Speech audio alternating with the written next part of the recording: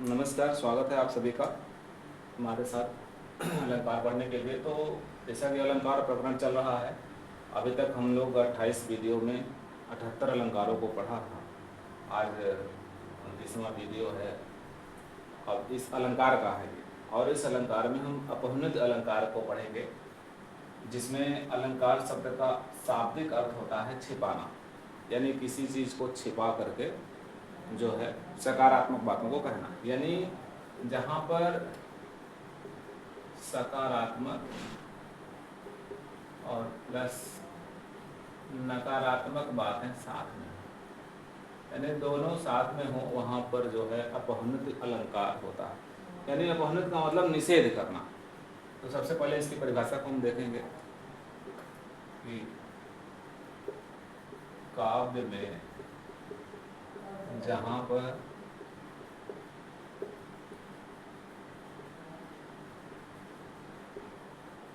उपमेय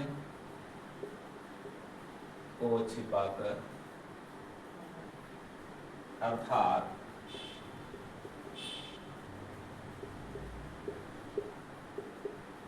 उपमेय का निषेध कर उपमान को प्राथमिकता दिया गया है।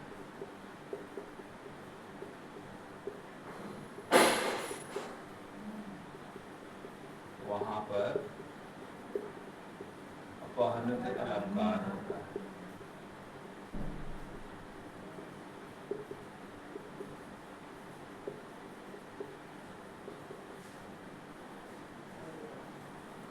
तो जैसा कि मैंने शुरू में बताया था कि अपहनित शब्द का अर्थ होता है छिपाना। और इसके साथ एक चीज और देख सकते हैं कि इसको हम कैसे समझेंगे। छोटा सा ट्रिक है, समझ लें। जहां पर सकारात्मक और नकारात्मक बातें एक साथ देखने को मिले, यानी एक को छिपाया जाए और एक को प्रकट किया जाए। तो इसके साथ इसको समझने के लिए हम एक उदाहरण देखेंगे कि नहीं सखी, नहीं सखी राधा मुख्य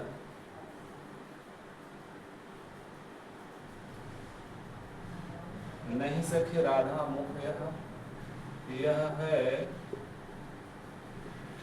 अमरमय।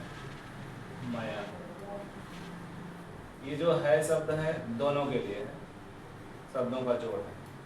अब एक सखी उपमेय, राधा का जो मुख है, सखी जो है दूसरे सखी से कह रही है, यह सखी है जो राधा का मुख है, यह क्या हो गया? उपमेय। यानी जो ईश्वर प्रदत्त चीजें हैं, जो नैसर्गिक चीजें हैं, प्राकृतिक चीजें हैं, उसको उपमान कहा जाता है। और सामान्य जनमानस लोक में, जो लोक संसार में कोई जीव सामान्य है, वस्तु है, उसकी तुलना उससे की जाए तो उस भौतिक वस्तुओं को हम उपमेय कहते हैं, और नैसर्गिक वस्तुओं को हम, प्राकृतिक चीज़ों को हम उपमान कहते हैं। तो यहाँ जो है मुख जो है राधा का, कह रहे हैं कि नहीं सखी राधा मुख है, यह मुख नहीं है, यानी राधा का यह मुख नहीं है, यह है अमल मयंक।